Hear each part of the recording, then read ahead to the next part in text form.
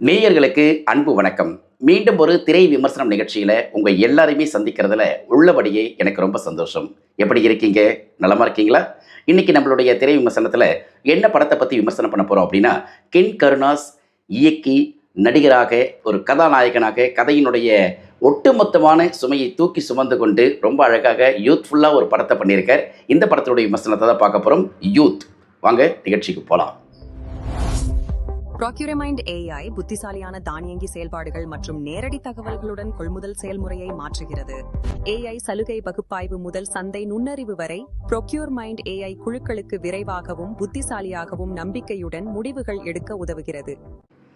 படத்தினுடைய கதை யூத் அப்படின்னோடனே தெரிஞ்சு போயிடுச்சு இல்லையா? முழுக்க முழுக்க ஒரு இளைஞர்களுக்கான சின்ன பிள்ளைகளுடைய ஒரு பள்ளிக்கூட மாணவர்களுடைய வாழ்க்கை பின்னணியில் இந்த படம் அப்படின்னு சொல்லிட்டு ஏற்கனவே ட்ரெய்லர்ஸ், அதே போல் அதனுடைய பாடல்களுடைய காட்சிகள் எல்லாமே பார்த்து பழக்கப்பட்டவொடனே படத்துக்கு மிகப்பெரிய எக்ஸ்பெக்டேஷன்ஸ் இருந்தது. அந்த எக்ஸ்பெக்டேஷன்ஸை தியேட்டரில் பார்த்தவங்க அத்தனை பேருக்குமே ஃபுல்ஃபில் பண்ணியிருந்தாங்க டீம்.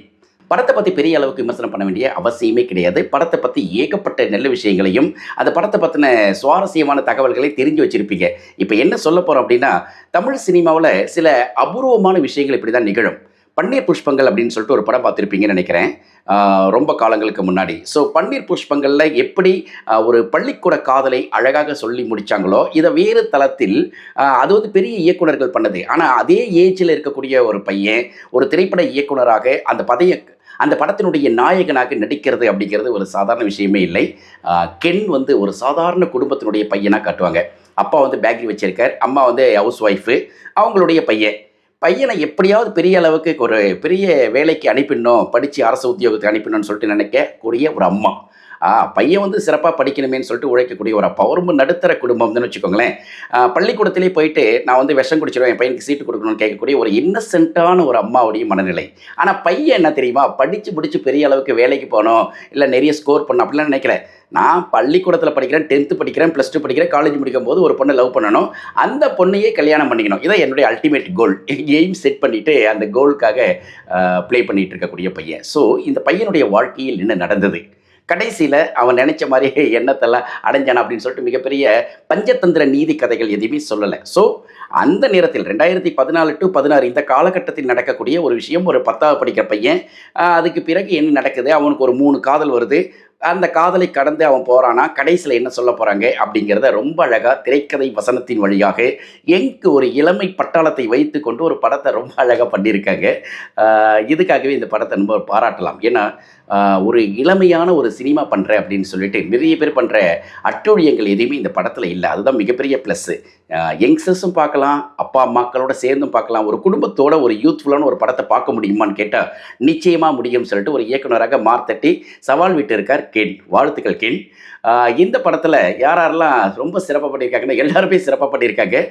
கென்னுடைய நடிப்பு, தனித்துவம், அதாவது ஏற்கனவே கென் வந்து பல படங்களில் நடிச்சிருந்தாலும் அங்கொன்றும் நல்ல கேரக்டர் ரோலில் பண்ணியிருந்தாலும் இந்த படத்தில் முழுக்க முழுக்க ஒரு ஹீரோவாக நடிச்சிருக்கிறது நல்ல விஷயம். ரெண்டாவது ஒரு சிம்புடைய ஃபேனாக வராரு. அது மட்டும் இல்லை, ஒரு 10th படிக்கிற பையன், 11th 12th இந்த காலகட்டத்தில் இருக்கக்கூடிய டிரான்சிஷன்ஸ், அந்த 3 காதலை கடந்து போகும்போது அவனுடைய மனநிலை, அப்புறம் சென்டிமெண்ட்டாகவும் ஃப்ரெண்ட்ஸுங்களோட அலட்டலோட அந்த ஹீரோயிசம் காட்டக்கூடிய அந்த கெத்து எல்லாமே சட்டில்டாக பண்ணியிருக்காரு.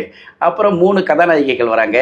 ஒன்று வந்து மீனாட்சி தினேஷ், அவங்க பார்க்குறதுக்கு ரொம்ப சூப்பராக இருக்காங்க, அழகாக.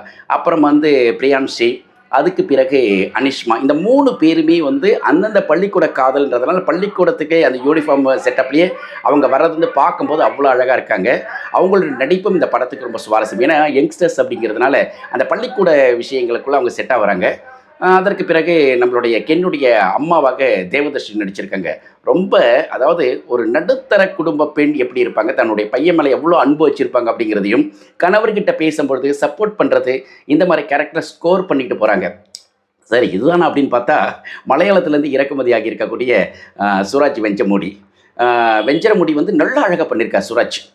அவர் ஏற்கனவே மலையாளத்தில் நிறைய படங்கள் நடித்து தனக்கான ஒரு அடையாளத்தை ஏற்படுத்தினவர். தமிழ் சினிமாவுக்கு வராரு இந்த படத்தின் மூலமாக. ஸோ அவர் வந்து கொஞ்சம் மலையாள ஸ்லாங்கில் பேசுகிறது தான் கொஞ்சம் அப்படியே ஒரு கொஞ்சம் அந்நியப்பட்டு போகிறோமோ அப்படிங்கிற மாதிரி தோணுது. மற்றபடி நடிப்பில் மனுஷன் ஸ்கோர் பின்னி பெடல் எடுத்திருக்கார்.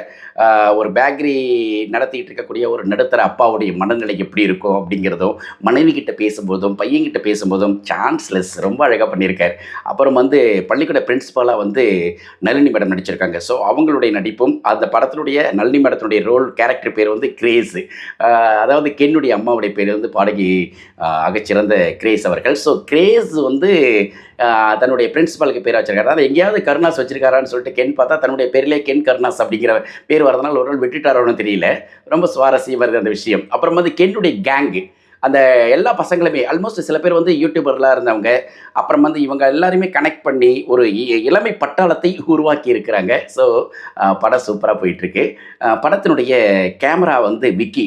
ஸோ ஃபஸ்ட் ஹாஃபும் செகண்ட் ஹாஃபும் கேமரா வந்து பள்ளிக்கூட மாணவர்கள் எப்படி இருக்கணுமோ அப்படியே அந்த கேமராவை அந்த சுழட்டி அடித்து தாக்கியிருக்கார். நாஷுடைய படத்தொகுப்பு சான்ஸ்லெஸ். அதே மாதிரி ஜிவி பிரகாஷ்குமார் படத்திற்கு இளமையான மியூசிக் பண்ணியிருக்காரு. அவரே நிறைய படத்தினுடைய ஹீரோ.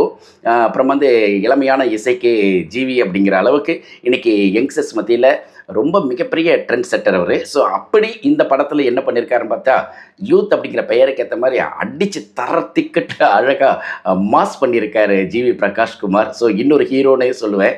பாட்டாகட்டும் ஆர்ஆர் ஆகட்டும் அடிப்பொள்ளி அப்படி தான் சொல்லணும். அப்புறம் வந்து படத்தினுடைய ஒட்டுமொத்தமான captain Ken Karunas red carpet போட்டு வரவேற்கலாம். தமிழ் சினிமாவுக்கு 23 வயசுக்குள்ளார ஒரு ஹீரோ ஒரு இயக்குனர் எல்லாம் கிடைச்சிருக்காரு அப்படின்னா எதிர்காலத்தில் மிகப்பெரிய அளவுக்கு தமிழ் சினிமாவில் மாற்றத்தை கொண்டு வருவார் அப்படிங்கிற நம்பிக்கையும் எதிர்பார்ப்பையும் ஏற்படுத்தியிருக்கக்கூடியவர். இன்னைக்கு யங்ஸ்டர்ஸ் மத்தியில் ஒரு புயலென நுழைந்திருக்கிறார். வருங்காலத்தில் இந்த புயல் அப்படி தென்றலாக மாறணும் அப்படின்னு தான் நம்மளுடைய ஆசை. பெரிய விஷயம். ஸோ நேரம் கிடைச்சுன்னா கண்டிப்பாக யூத் படத்தை போய் பாருங்கள். இதில் எந்த குறை சொல்கிறதுக்கு வாய்ப்பில்லை.